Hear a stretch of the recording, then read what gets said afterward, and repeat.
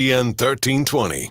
James Ham, Kyle Madsen, and of course, as it is every Friday at 10:30, Faraz Siddiqi of UpperHand Fantasy joining us now. Faraz, you can find him at upperhandfantasy.com, UpperHand Fantasy on Twitter, and of course, wherever you get your podcast, the UpperHand Fantasy Podcast. Faraz, what's going on, man? Not much. I think there are just a few players left that we can start in our lineups at this point. Trey McBride's out now, and no Tank Dell. We have a few guys there's not that many players left. So good luck. Good luck. Should I start myself in fantasy this week? I don't know if I go that far. No, it's been bad, man. It's slim pickings on the waiver wire too in every league. Well, let's get to one of maybe the biggest injury in fantasy football this year, Christian McCaffrey. How has his injury, and not necessarily just the injury, but just how long he's out in the unknown of when he'll come back, how has that impacted fantasy football this year?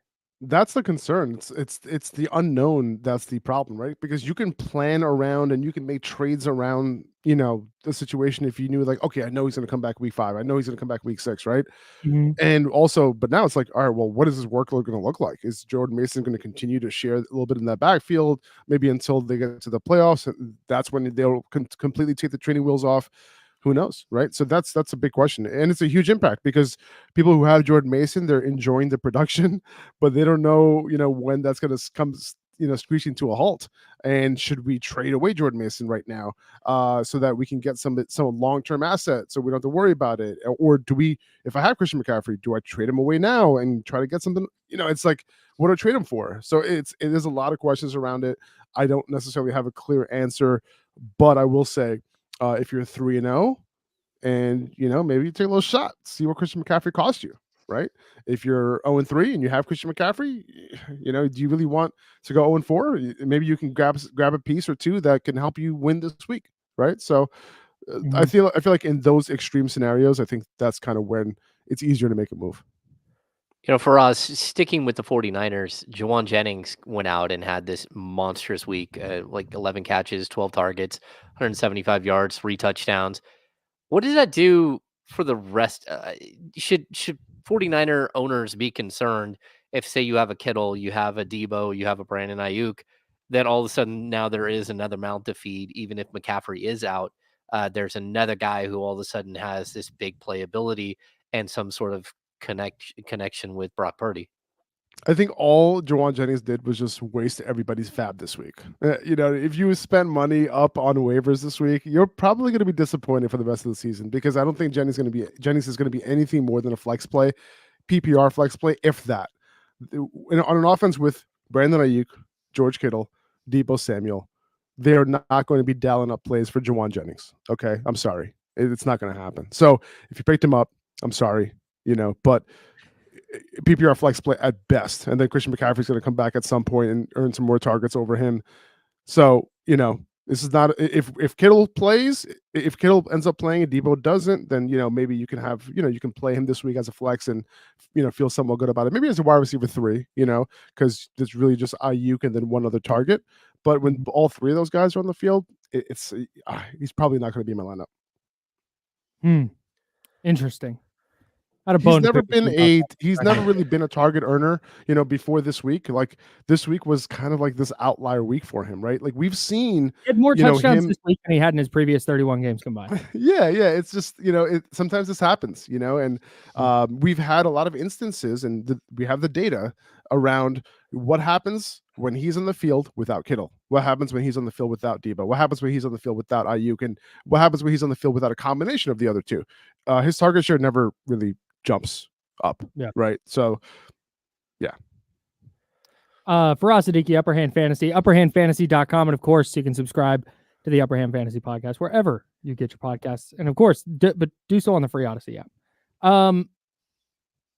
Sam Darnold is leading the NFL in passing touchdowns right now. Does that surprise you at all? It does. It does. Like where because I guess let me reframe this. You're a Jets guy. Like, Yeah. were you out on Sam Darnold before this, or did you go into this year kind of going like, oh, okay, well, this is Kevin O'Connell. He's a good coach, and there are a lot of weapons in that offense. He could be a really productive fantasy player. I will say, like my Jets colored glasses is a pessimistic one, right? It's a pessimistic view, right? Can't But at the imagine why. same time, you saw what happened with Geno Smith, and as soon as somebody else can get a hold of him outside of the Jets brass, he becomes a good quarterback. It looks like Sam Darnold. He went from like the worst possible situation to the best with Kevin O'Connell, working his magic. Was this a possibility? Was this always a possibility? Yes. Was it something I was betting on? Definitely not. Because I saw a lot of Sam Darnold, and he's been really, really bad in his career. Yeah. So even with the 49ers, he got a little bit of an opportunity, and he wasn't great. Because we've seen so much success with Kyle Shanahan and random quarterbacks, and we didn't see it with Darnold, I was even more pessimistic. But Kevin O'Connell, he's doing his thing with him, man. He's not only just throwing it to Justin Jefferson, he's spreading the ball around, right? Jalen Naylor 3 touchdowns already as well. And also we also have to keep in mind that passing overall and scoring overall is way down over the first few weeks of this season. So that also you just happen to have one quarterback who is throwing multiple touchdowns per game, where usually like the case is that we have multiple quarterbacks doing that. But no, I got to give credit to where credit's due, and that's Sam Darnold and Kevin O'Connell. For us, I had a couple of bad beats early in the season, so we're 0-3. Our team didn't perform well at all last week, but I think I'm in the same boat that a lot of fantasy owners are, where the scoring is down and it's odd, and you have no idea who's going to pop off and who's not. When is it too early to start pulling the plug on the season and start thinking about, especially in like a dynasty league, to start working towards next season and start maybe accumulating some assets or accumulating a potential keeper moving forward? I would start now.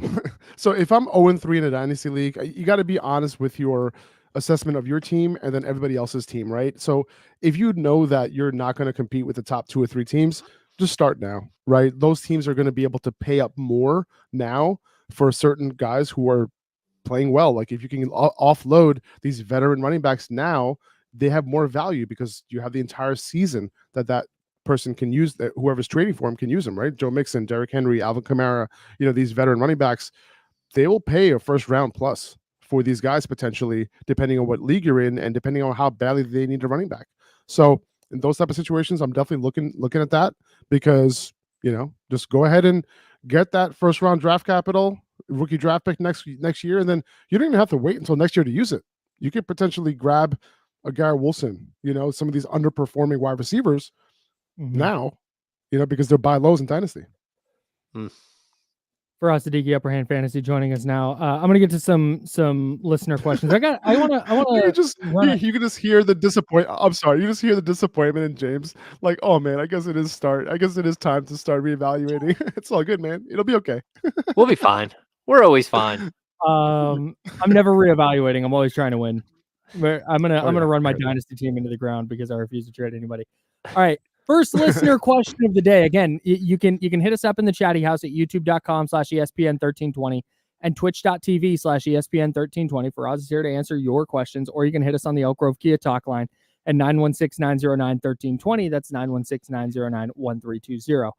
So glad that this person is watching and in the chatty house and asking questions about their fantasy team. Let's get to FartCat69. Do I start Mahomes or Purdy? Oh my God. I'm gonna go Brock Purdy. I'm going Brock Purdy here. I'm not even gonna lie. Really? Patrick Mahomes is not even like a great fantasy quarterback anymore. Like the last time he threw for 20 points and a 4-point touchdown scoring was, I think, like week 10 of last year. And he did it like once.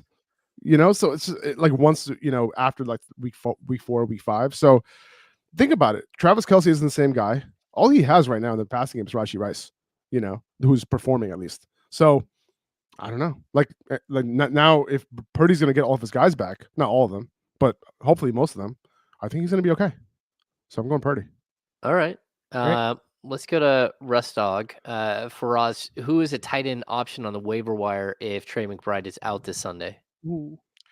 Oh, good luck. There is nobody there. But I will say that if Pat Frymuth is available, going up against the Colts, I think if I'm not mistaken, Kenny Moore is also out of this game. Their secondary is just completely depleted right now. If Pat Frymuth is available, he will be my number one option. Tyler Conklin, he's been running a full route participation over the last few games, and finally he got the targets to go with it. Usually targets catch up to it. So he is also in a situation where he can earn some targets this week. So he's available on a lot of waiver wires. I think those two are the primary options. I can totally understand wanting to go Mike Gesicki, but the problem with Gesicki is that he's in a little bit of a timeshare at tight end. And if anybody's snaps and routes are going to go up, it's probably going to be Eric All and not him. So that he's more of a little bit of a boom bust option there. So I think those three guys are the primary guys I'm looking at on waivers right now. I want to stick with tight ends for now. Soren Smith wants to know, when does he pull the plug on Mark Andrews? I have him as my tight end 10 or 11 this week. So really depends on who your options are. Last week was extremely head scratching. Okay. Because he ran just a handful of routes, and obviously didn't pass it a whole lot, but he also just 33% of snaps overall, which is weird because you would think that, okay, if he's not running routes, they're going run heavy, maybe he's blocking, but that wasn't the case either. So what is wrong, right? Now, he did undergo a tightrope procedure last year, and now after 3 weeks, I'm like, okay, well, is that the issue, right? Is he just not the same guy? And is he still recovering from that? That's my question. This is the same thing that Tony Pollard went through. And then we saw when he came in last year, he wasn't the same guy, right? Like he got all this opportunity, but he was just kind of slow and he wasn't making big plays. Is that the case? I don't know. So I'm willing to play Mark Andrews one more time after this week. If we see similar type of usage as last week, that's when I'll be pulling the plug. All right, let's keep going with some questions from the crowd here. More from Soren. From Soren, yeah. Is Ramondre safe to start versus Niners after his dud last week? I'll be pretty worried about Ramondre, to be honest with you, this week. I think the Niners are favored by like 10.5, 11.5. Yeah, something crazy. So it's not great. The good news is that Ramondre is involved in the receiving game most of the time. Last week was just a complete dud. He's outside my top 24 running backs this week because of the tough matchup. So I'm hoping to have another option. If I don't, then it is what it is. At least you have a 3-down back to start. The Niners can't stop the run, though. It's tough. It's bad out here. Javon Hargrave's hurt. Jordan Elliott gets carted off yesterday. He's starting like a third-string defensive tackle. But can they sustain drives? That's the question with the Patriots, right? And I don't know. Like, sure, like Ramondre can potentially, even here's the thing, right? Like the Patriots get up there for it's 1st and 10. Like, what do you think they're going to do? Like, they're going to run the ball. You know what I mean? So it's like, it's really hard to, with that type of system, I don't know how Ramondre is going to be super, like his production is going to be super sustainable all year, especially against, better defenses. Very good. Jake wants to know T. Higgins or George Pickens. This is tough. I have both of these guys super close in my rankings. Actually, I'm going to pull up my rankings. I want to see, because I know that I've had some movement between these two guys. I love George Pickens this week, specific for a number of reasons. Number one is he's going because the Colts run so much single high coverage. He is actually one of the best. I would say, I think last year he was 6th highest in yards per route run against single high coverage. When you compare his production versus single high versus 2 high, it's night and day. And Justin Fields, his first read target share is over 50% when in single high coverage to George Pickens.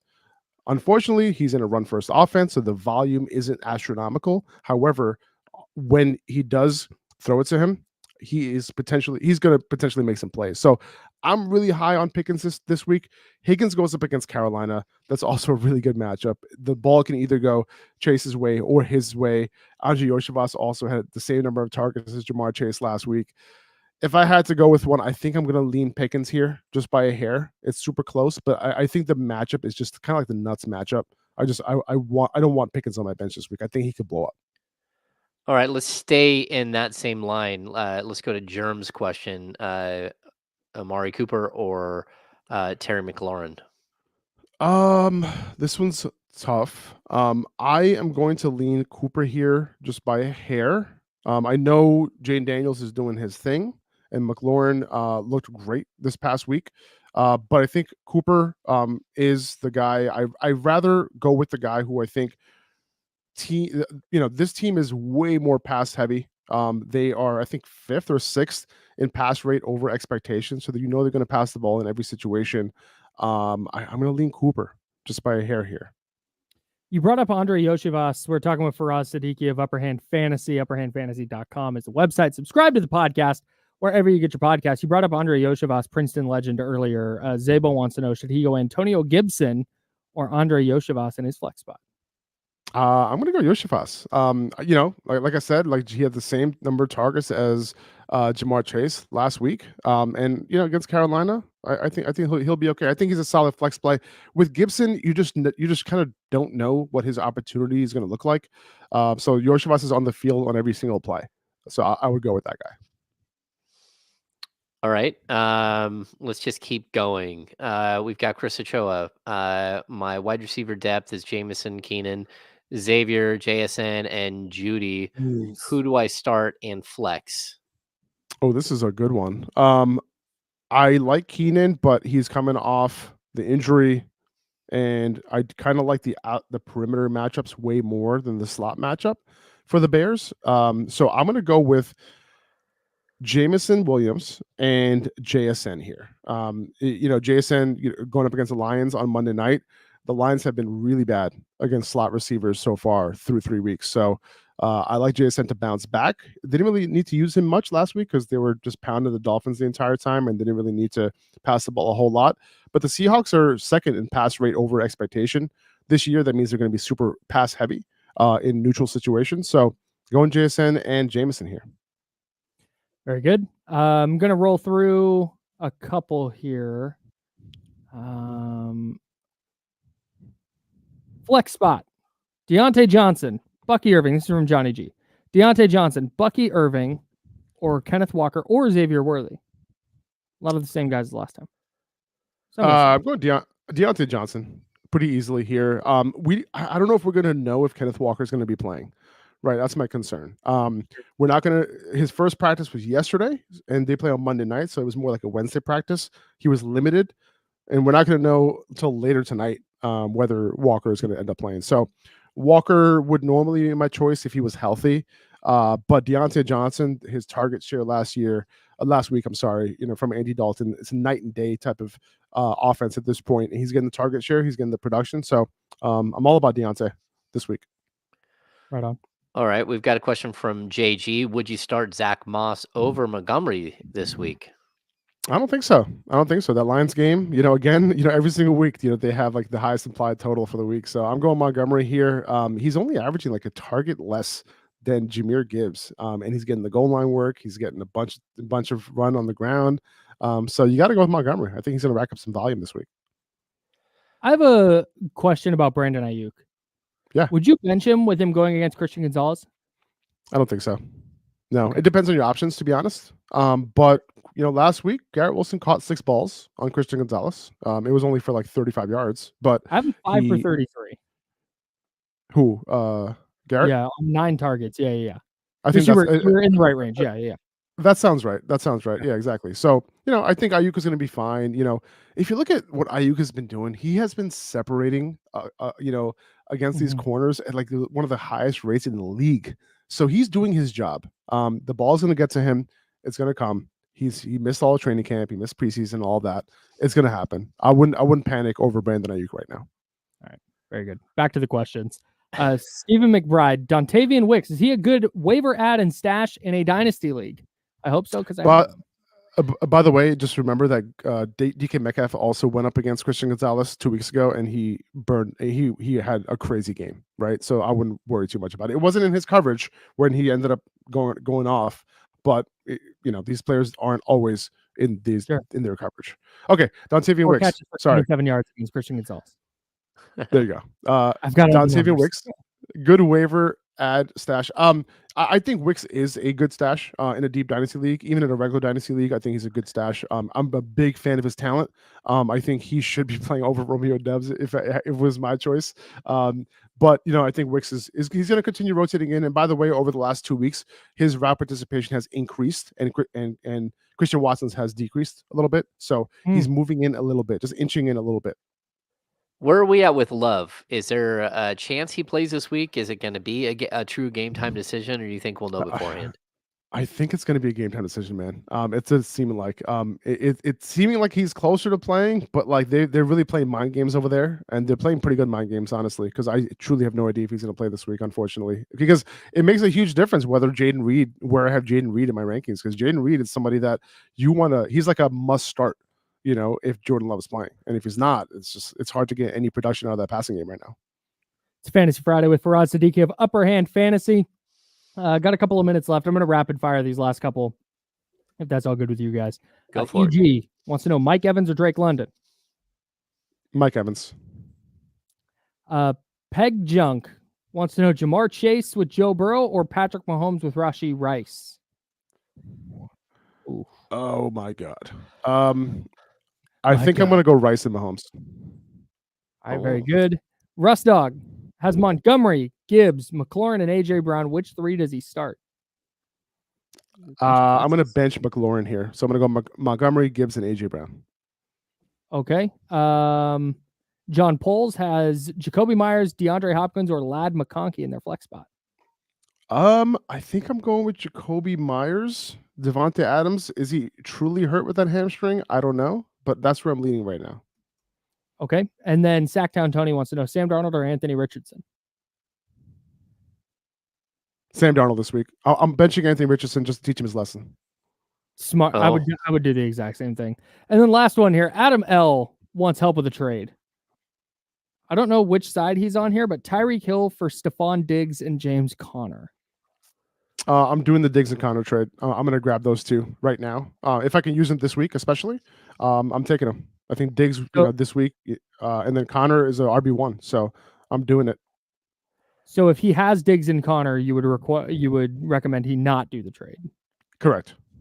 But if he's sending out Tyreek Hill, you would got it. Okay. Correct. Very good. Faraz, you're the very best, and we appreciate having you on each and every week. Sorry, everybody whose questions we couldn't get to. But you can hit Faraz up on Instagram at UpperHand Fantasy, online at upperhandfantasy.com. Tons of good info there available for you. And of course, the UpperHand Fantasy podcast on the free Odyssey app and wherever you get your podcasts.